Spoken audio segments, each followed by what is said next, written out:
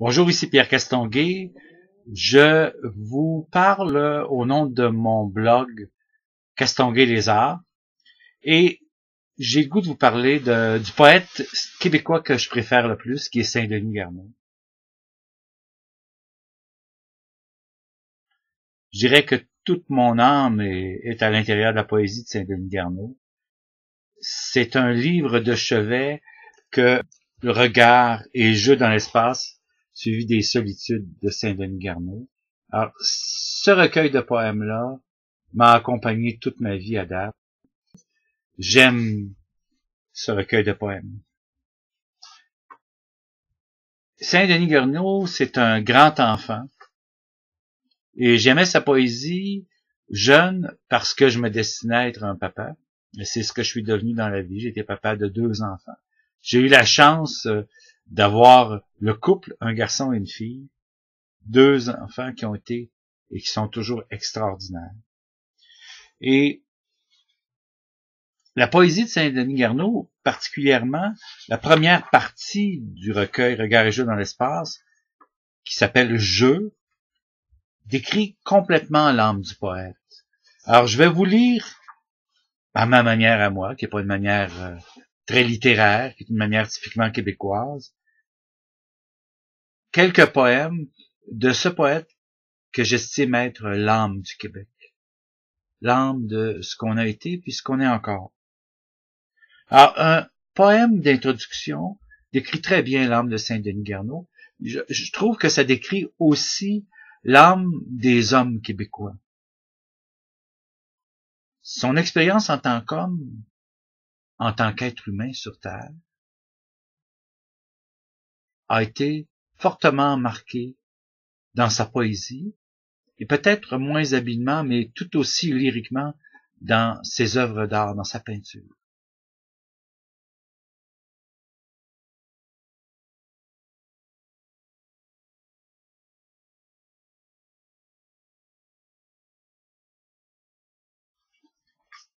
Alors, lisons ensemble, si vous le voulez bien, le premier poème. Je ne suis pas bien assis du tout sur cette chaise. Et mon pire malaise est un fauteuil où l'on reste. Immanquablement, je m'endors et j'y meurs. Mais laissez-moi traverser le torrent sur les roches. Par bon quitter cette chose pour celle-là. Je trouve l'équilibre impondérable entre les deux. C'est là, sans appui, que je me repose. C'est tellement beau, ce texte-là. C'est tellement nous, les gars. Laissez-moi traverser le torrent sur les roches. Ce qui est vraiment un peu ce qu'on a tous essayé de faire face à une cascade, un ruisseau, une petite rigole, quand on était gamin. Laissez-moi traverser le torrent sur les roches. C'est tellement nous, ça. Par bon quitter cette chose pour celle-là. C'est tellement dans le caractère des garçons de sautiller d'une chose à l'autre. Et c'est aussi tellement nous, plus l'âge vient, de s'apercevoir que dans ce mécanisme très masculin du mouvement, hein, d'aller d'une chose vers l'autre, et il dit, et c'est vrai que c'est là où on se repose, je trouve l'équilibre impondérable entre les deux. L'équilibre n'est pas dans l'arrêt des choses. Il le dit, quand il parle du fauteuil, il dit « Immanquablement, je m'endors et j'y meurs. » Mais, dans cet aller vers l'autre, ou d'une chose à l'autre, c'est là, sans appui, que je me repose. Et oui, c'est ça la grande poésie québécoise. C'est ça comprendre la beauté de l'âme du Québec, à travers la poésie de Saint-Denis Garneau. C'est là, sans appui, que nos cœurs se reposent. C'est dans un texte comme ça. Alors ça, c'est le poème introductif de Regard et jeu dans l'espace. Le poème qui s'appelle Le jeu, qui décrit très très bien le domaine de l'enfance, la pureté du domaine de l'enfance. Cette espèce de vision de la vie des enfants qui ne demande rien, qui n'est pas comptable, qui voit à travers des choses matérielles en toute transparence. Alors, le jeu, quel beau poème! Quel beau poème qui nous décrit encore, nous, les Québécois, quand on est enfant. Le jeu. Ne me dérangez pas. Je suis profondément occupé. Un enfant est en train de bâtir un village. C'est une ville, un comté, et qui sait tantôt l'univers. Il joue. Ces cubes de bois sont des maisons qu'il déplace et des châteaux. Cette planche fait signe d'un toit qui penche. Ce n'est pas mal à voir. Ce n'est pas peu de savoir où va tourner la route de cartes. Ce pourrait complètement changer le cours de la rivière, à cause du pont qui fait un si beau mirage dans l'eau du tapis. C'est facile d'avoir un grand arbre et de mettre en dessous une montagne pour qu'il soit en haut. Joie de jouer, paradis des libertés. Et surtout, n'allez pas mettre un pied dans la chambre. On ne sait jamais ce qui peut être dans ce coin, si vous n'allez pas écraser la plus chère des fleurs invisibles. Voilà ma boîte à jouets, pleine de mots pour faire de merveilleux enlacements. Les alliés, séparés, mariés. Déroulement tantôt de danse, et tout à l'heure le clair éclat du rire, qu'on croyait perdu. Une tendre chiquenaude, et l'étoile, qui se balançait sans prendre garde, au bout d'un fil trop ténu de lumière, tombe dans l'eau et fait des ronds. L'amour, la tendresse, qui donc oserait en douter, mais pas de sou de respect pour l'ordre établi. Et la politesse, et cette chère discipline, une légèreté et des manières à scandaliser les grandes personnes. Il vous arrange les mots comme si c'était de simples chansons. Et dans ses yeux, on peut lire son espiègle plaisir, à voir que sous les mots, il déplace toute chose. Et qu'il en agit avec les montagnes comme s'il les possédait en propre. Il met la chambre à l'envers. Et vraiment, on ne s'y reconnaît plus. Comme si c'était un plaisir de berner les gens. Et pourtant, dans son œil gauche, quand le droit rit, une gravité de l'autre monde s'attache à la feuille d'un arbre.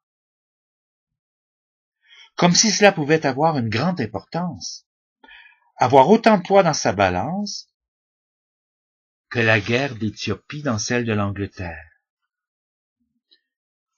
Nous ne sommes pas des comptables.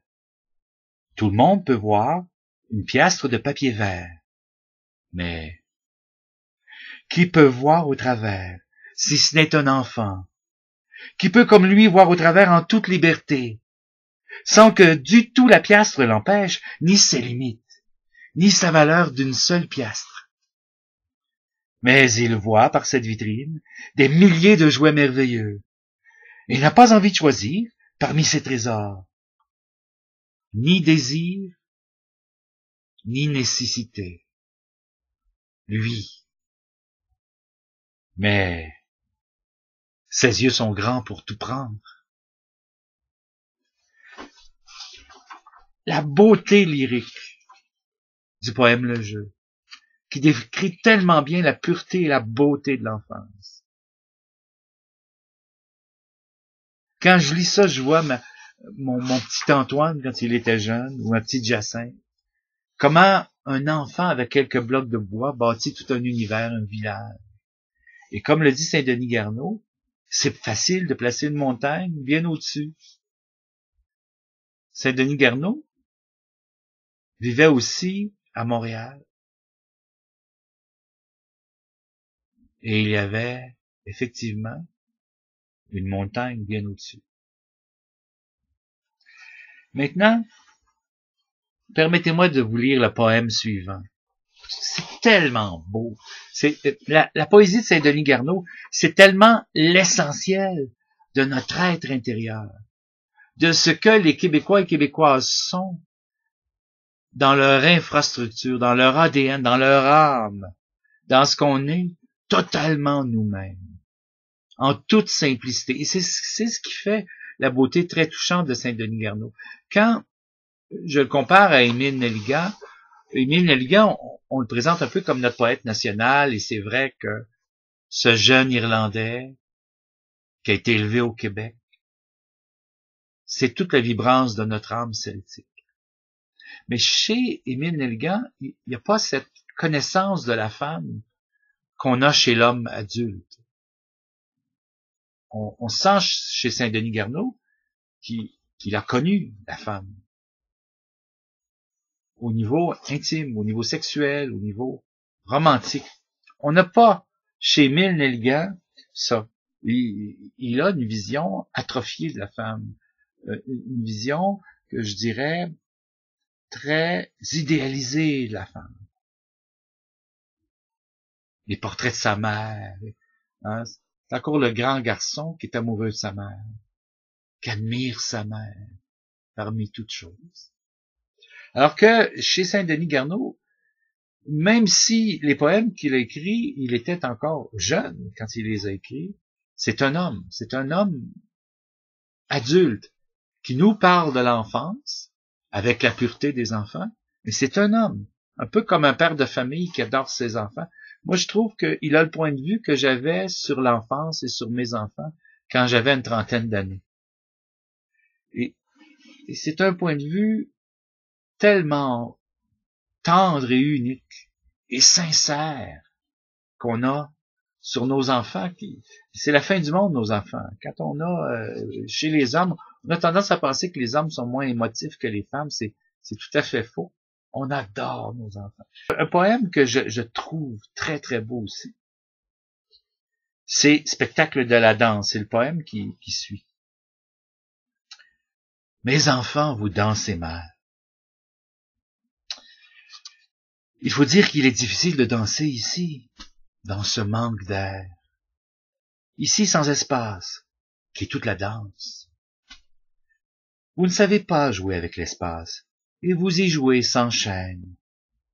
Pauvres enfants, qui ne pouvaient pas jouer. Comment voulez-vous danser? J'ai vu les murs. La ville coupe le regard au début, coupe à l'épaule le regard manchot, avant même une inflexion rythmique, avant sa course et repos au loin, son épanouissement loin du paysage, avant la fleur du regard, alliage au ciel, mariage au ciel du regard, infini rencontré, heure, mais merveilleux. La danse est seconde mesure et second départ. Elle prend possession du monde. Après la première victoire du regard, qui, lui, ne laisse pas de trace en l'espace, moins que l'oiseau, même en son sillage, que même la chanson est son invisible passage, remuement imperceptible de l'air, accolade, lui, par l'immatériel, au plus près de l'immuable transparence, comme un reflet dans l'onde au paysage, qu'on n'a pas vu tomber dans la rivière. Or la danse est paraphrase de la vision, le chemin retrouvé qu'ont perdu les yeux dans le but, un attardement arabesque à reconstruire. Depuis sa source, l'enveloppement de la séduction. Ah, c'est évident que beaucoup de ces poèmes-là ont été écrits, relus, probablement corrigés dans le paysage si fantastique est un des cénacles du Québec, qui est la vallée de la Jacques-Cartier.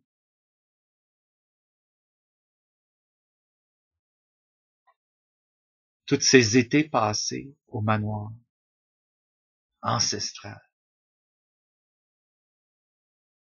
Ses excursions dans le bois, ses grandes randonnées pédestres, le fait d'aller sur la rivière, faire du canot. C'est d'ailleurs comme ça qu'il est mort, hein, en sortant de l'eau, son canot. Un des poèmes qui me touche beaucoup et qui termine la première partie de Regard et de jeu dans l'espace, donc la première partie de jeu, c'est un poème où le poète parle de son âme. Et c'est à travers l'âme de Saint-Denis Garneau, toute l'âme du Québec.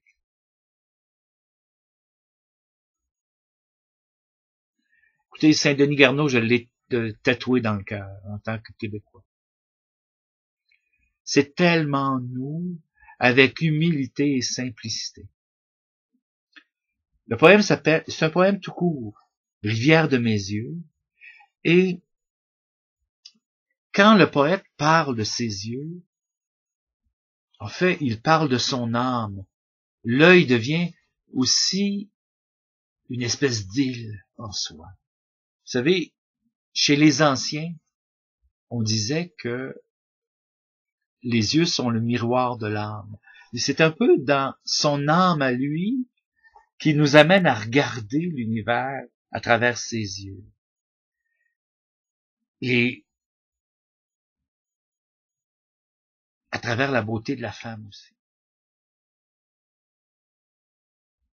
Et ça, c'est merveilleux. Alors, ô mes yeux ce matin, grands comme des rivières,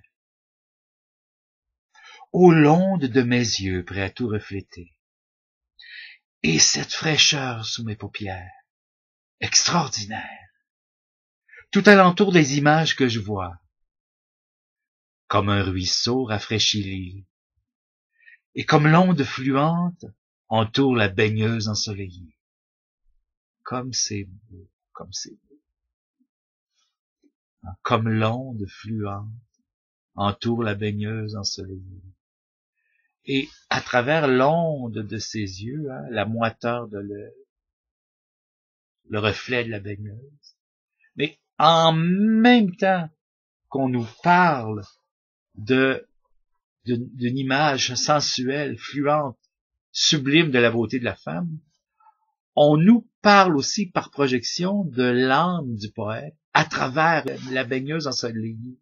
Donc c'est à la fois les yeux qui sont le cénacle, le réceptacle, l'écrin magique de l'œil du poème et de l'œil du poète, donc de son âme, et à la fois cette image féminine qui est aussi l'image de la tendresse. Et à travers la beauté de cette femme, il y a aussi l'âme vibrante de Saint-Denis Garneau. L'âme de Saint-Denis Garneau, l'âme du poème, qui devient aussi, dans une espèce de transcendance, une espèce de phosphorescence à cause de l'éclairage des rayons du soleil. Cette âme est aussi la baigneuse ensoleillée. Écoutez, il faut que je vous relise une deuxième fois pour que vous compreniez bien ce que je veux vous dire. Ô mes yeux ce matin, grands comme des rivières, aux l'onde de mes yeux prêts à tout refléter, et cette fraîcheur sous mes paupières, extraordinaire, tout alentour des images que je vois, comme un ruisseau rafraîchit l'île, et comme l'onde fluente entoure la baigneuse ensoleillée.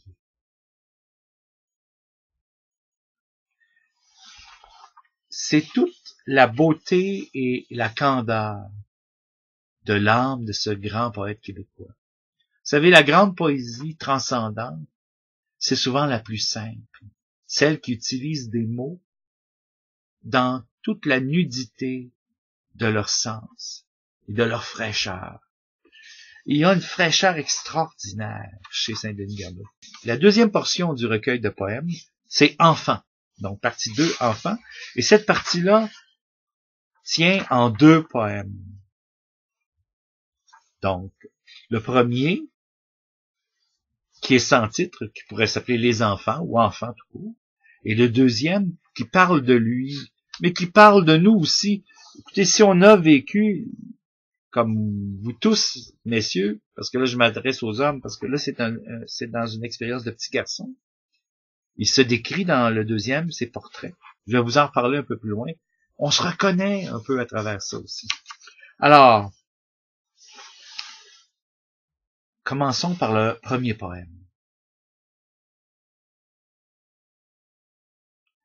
Pour nous, les pères de famille, ce premier poème, on comprend ce que Saint-Denis Garneau exprime. Évidemment, quand il parle contre les enfants, quand il dit, par exemple, les perfides, c'est les perfides, mais avec tellement d'amour et de tendresse. Alors, les enfants. Ah, les petits monstres.